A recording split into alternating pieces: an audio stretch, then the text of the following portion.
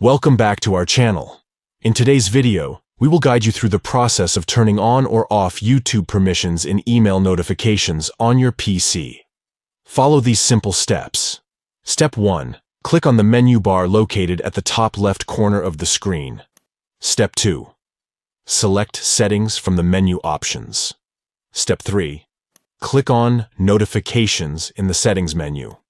Step 4. Scroll down until you find Email Notifications. By following these steps, you can easily manage your email notifications from YouTube. Turning on or off these permissions allows you to stay updated on the latest videos, comments, and other important activities on your YouTube channel. If you wish to receive email notifications, make sure the option is turned on. If you prefer not to receive these notifications, simply turn the option off. Customizing your email notifications ensures you stay informed about the things that matter most to you on YouTube, without overwhelming your inbox.